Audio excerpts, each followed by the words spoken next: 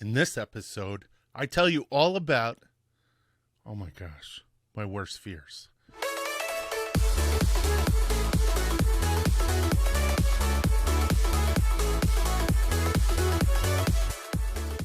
Hey, what's going on? What's going on? What's going on? My name is Michael Sahno, and welcome to Michael Sahno as a podcast. I have been away for a little over a month, maybe even 2 months. I mean, if I looked at my calendar, it's probably about 2 months. I have a good excuse. Don't worry. I got cataract eye surgery on both eyes. It was terrifying. It was totally terrifying. So, first off, this episode's brought to you by Sea and Land Fitness. Hey, what's up? That's my company. If you want to find out more, go to www.seaandlandfitness.com. You can find the link right up there. So this episode's about fear. This episode is about dealing with fear. And in order to explore that, I have to sort of give you a little bit of personal history with me. So I am, and I don't want to use the word suffer, but I have some, I hate this. This is not the most fun subject for me. I have some mental health issues that are related to my service. I was in the Navy, and I was in the Army. And those incidents that occurred in both services actually led to me being diagnosed and getting a rating from the Veterans Administration, the VA. And because of that, I mean, it's both a good thing and a bad thing. So on the one hand, I know what the problem is. On the other hand, I freaking know what the problem is. And when it occurs, it's freaking frustrating as shit.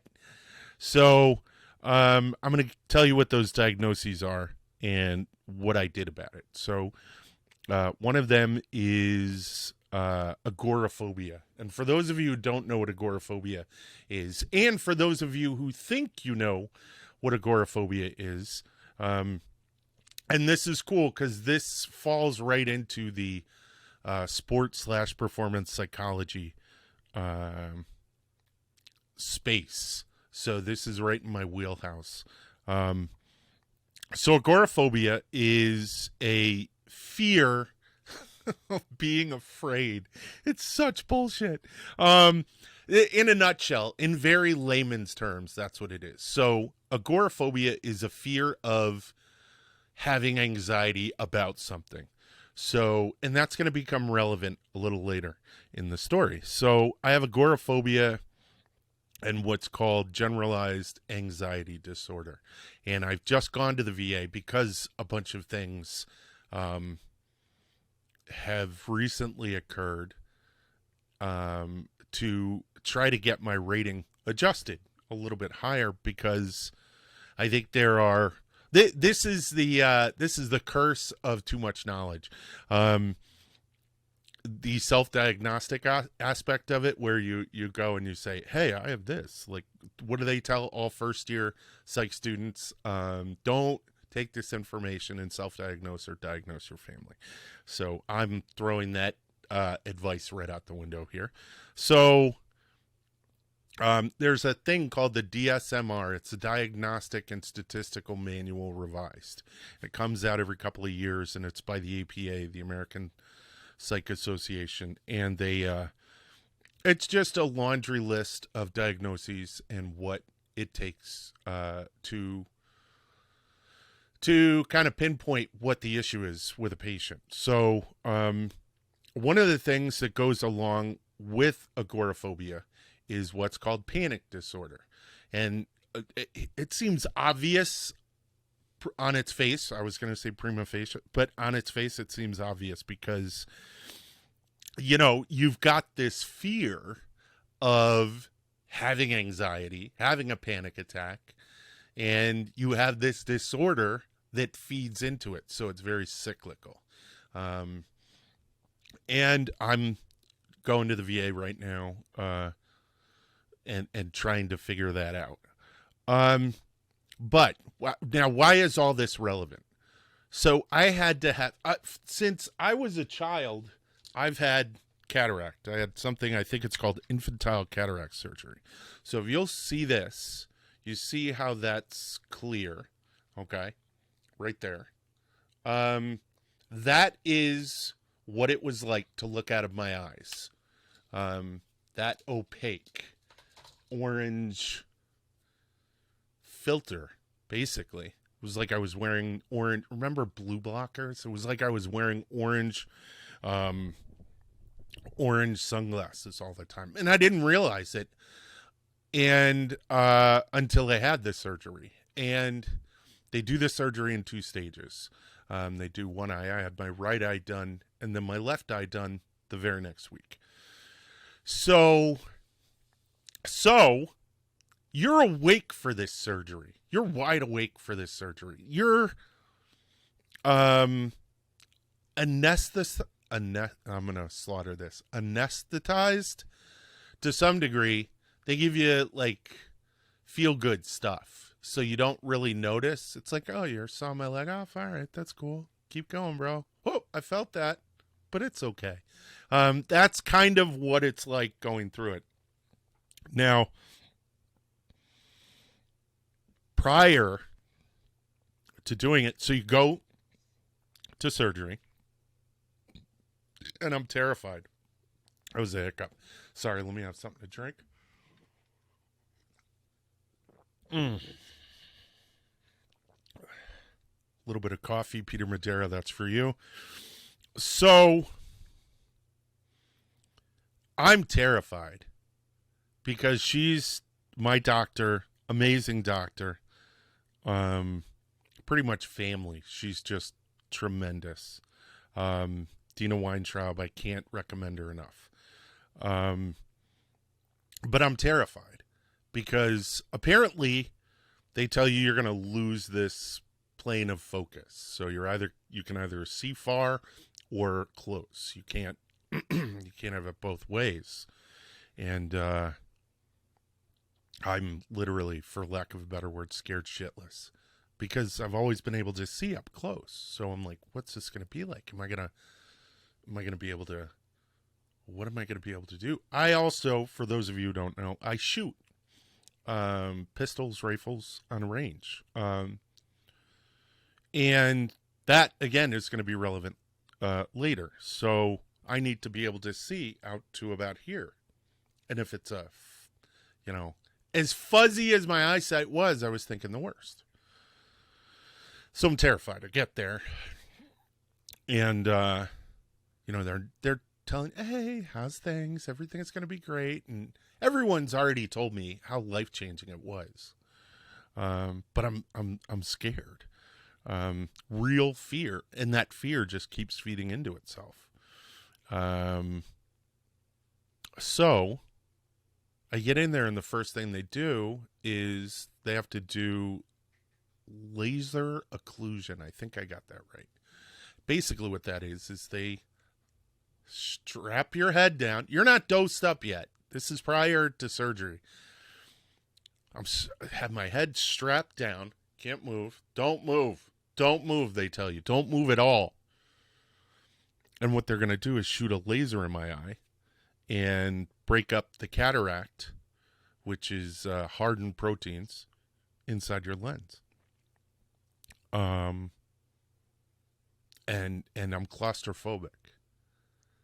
I don't like to be bound. So, for all you guys, I'm not into that. But I have to have my head immobilized, and I can't move. And then they slide you under the laser. So I feel like I'm in a freaking coffin. And I'm like humming, going like that. And it was freaking terrifying. Then you can't see, and my eyesight's already bad, so now I really can't see. And I go into the room, and they again strap your head down. I have blankets on me. It's hot in there.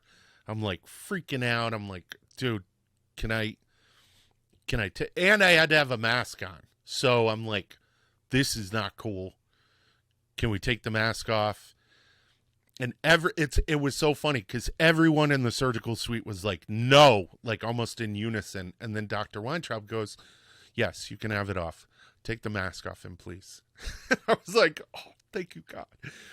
Then I started getting claustrophobic because the blanket was coming up on my neck. And it wasn't choking me, but it was against my airway. And I'm like, oh, can we take this blanket off? You know you need it to stay warm. Everyone, please take the blanket off him. Doc Weintraub, she is a rock star. So she really hooked me up and got me through it. Then all I could see is red because of the light. It's like someone shining. Because you got to imagine surgical lights.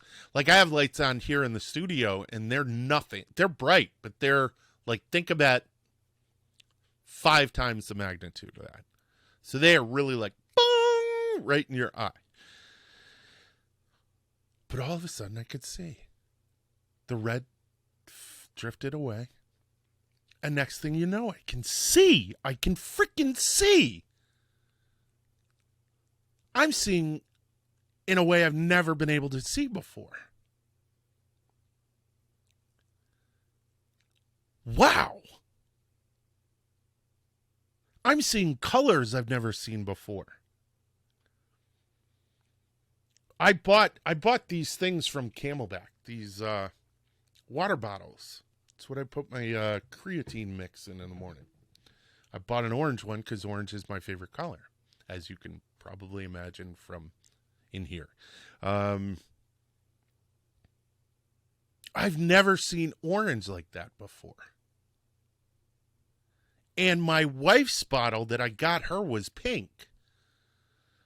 But I was always like, it's so weird. It doesn't really seem pink. It seems orange because of my eyesight. Because I wasn't getting that wavelength. Now I notice that it's totally different, which is ironic because, and I'm going to go out onto a little segue here. In World War II, the SAS, the British Special Forces, went into the deserts of North Africa, and they painted their Land Rovers pink.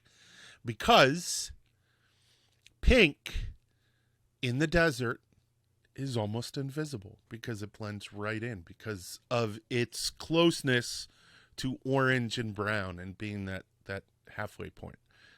But I like it. It's weird when you know a piece of information and then you really realize it. So I was overcome with basically the ecstasy of being able to see again. That I wasn't worried about the next surgery at all.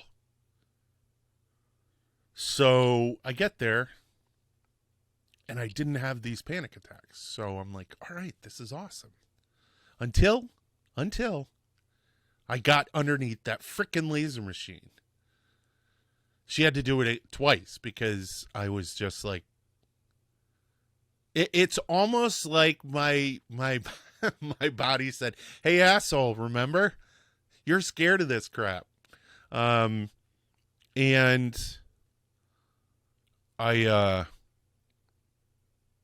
she strapped me down, strapped my head down, and I was that sounded horrible. She strapped my head down, and I was like, "Holy no. And then I had a different anesthetist, and I didn't seem as carefree as I did in the first one. And on top of that, apparently, I had a larger cataract in my left eye than I did in my right eye. And this is going to sound gross. She really had to just yank it out. And it hurt. And it hurt when they were doing it. And can you tell I'm back there now? But I was okay. But I got through it. And I was able to say I got through it. Now, getting to that point of being able to do it took a lot of work. One of the things that I had to do was I had to start facing some of these fears and putting them in my back pocket so that I could gin up the confidence to go and get this surgery, which I knew I needed. One of them was I had developed this trip. I think I told you guys about this before, but I developed this trip where I was going to go get my scuba diving certification. I don't know if you know this, but there's a weird claustrophobia about being in the ocean. For me, at least. It actually occurs sometimes in pools that don't have markings or when they're cloudy, and it's that blue going on forever thing gives me claustrophobia. So I was a little nervous about doing it. And the first time I had a choking experience with sucking in a lot of water and didn't do it and had to go down. Darn, I had to go down to Key West again. But I did. I went down to Key West again and I got certified. So I put that in my pocket. Flying on a plane makes me nervous. Put that in my pocket. Driving on the highway makes me nervous. Going over bridges makes me incredibly nervous. I didn't know this. I didn't really experience this in the military. I'm afraid of heights. Found out after I got out. But it doesn't, none of these fears stop me from doing stuff. So the highway thing, I had a wedding to go to with my wife. I remember her sister was getting married. So I said, and this was before I had this surgery. So I said, you know what, screw it. Get in the car. We got a new Jeep. I'm really comfortable about driving in it. So let's go. It was tense. But I did it. And I had to drive over what's called the Bear Mountain Bridge. And if you get an opportunity, go online to Google and go to Google Images and check it out. The Bear Mountain Bridge goes over this chasm in the Hudson River. And it is incredibly high. It's like maybe 500 feet, 600 feet in the air. It's huge. And it's 2 lanes. That's going to be relevant in a minute. So, I drove back and forth and I'm feeling good. Let's get this surgery. Let's go. I did it. And sometimes I have trouble with crowds, unless I'm prepared for it. And I was fine. We stayed in New York City overnight. We live in the Hudson Valley. And I got the surgery. And the surgery was good. So this is where it gets a little funky. So I'm at this point. Hold on, I'm going to have a sip of coffee. So I'm at this point where now I've done it. I did what I thought was the scariest thing. I drove over bridges. I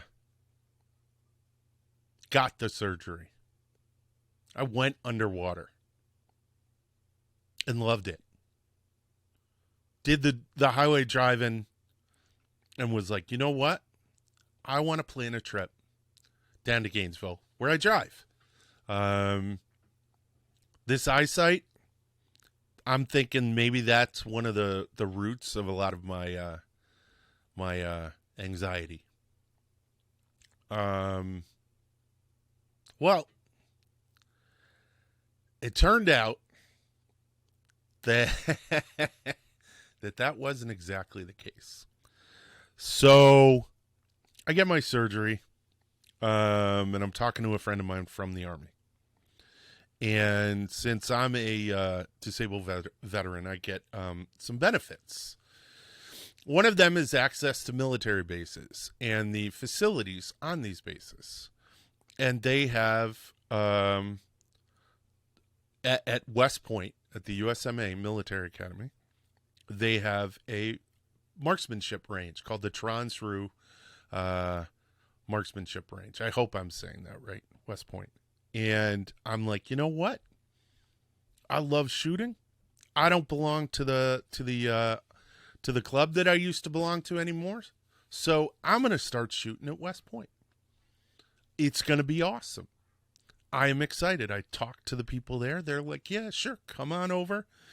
Get your firearms registered with the base provost. That's the head of the MPs and all that. And you'll be able to bring your stuff and come and shoot on our range at West Point. So I'm like, awesome.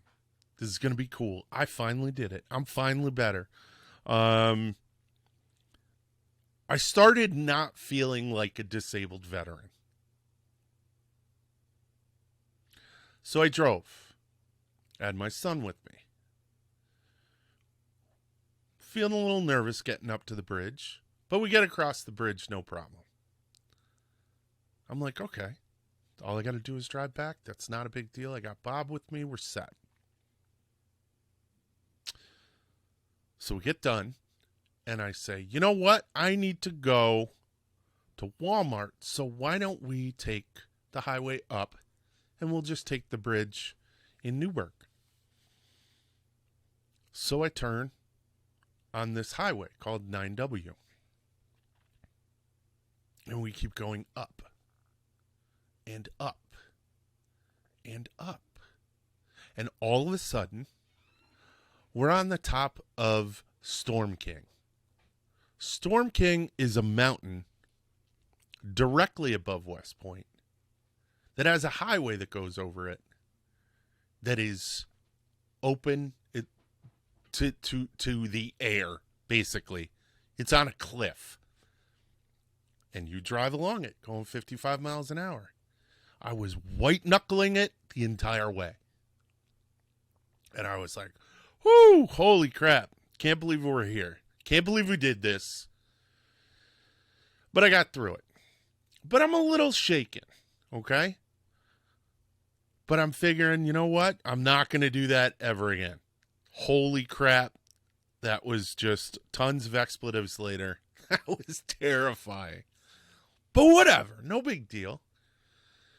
So I got a phone call from the MPs at West Point, and they say your stuff's going to be ready tomorrow. Your stuff's ready. Can you come and get it? And so I say, you know what? Just to show that 9W and Storm King and driving on that cliff didn't freak me out, I'm going to drive back to West Point. I'm not going over that mountain, but I'm going to drive back over West Point. So I get outside of the house the next day. It was a Friday, and it's windy. Really windy, and I'm like, ooh. So I start driving up towards the bridge.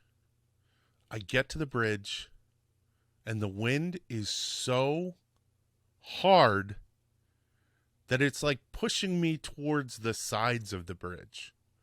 So, of course, my anxiety's going into freaking overdrive, and I'm like thinking, this is going to push me off the bridge. I'm going to plunge hundreds of feet down to the bottom. Oh, all ridiculous, mind you. But I'm terrified. I'm having panic attack on top of panic attack on top of panic attack. I'm losing my shit while I'm driving. So I get to the other side. I'm like freaked out. I don't know what to do. I know I got to drive back. I know I can't drive the other way. And I'm like, now I got to drive back over. So I finish my business. And I drive back over, and the entire time, again, I'm going around the roundabout, and I see it there, and I'm like, son of a gun, there it is. And I get through the little easy pass thing, and I'm holding the steering wheel going, the entire way across. I feel like the biggest punk. Because I'm not better. Remember I told you I wasn't feeling like a disabled veteran anymore? I was starting to feel normal. Well, I'm not.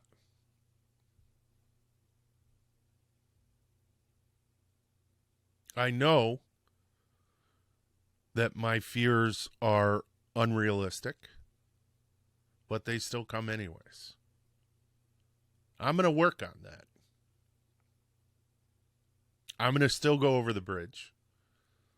I'm still going to go back to West Point and visit and shoot. But it's going to be hard. And the reason I'm telling this story is because I understand. Anyone out there who's listening to this, I understand. I understand how hard it is.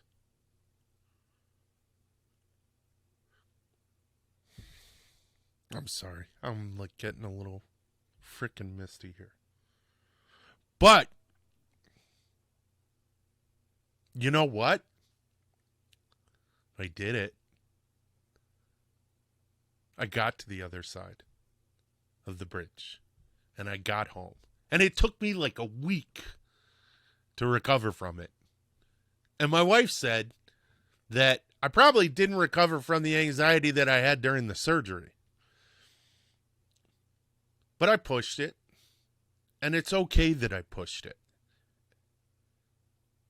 Because I know that I'm on the other side of it.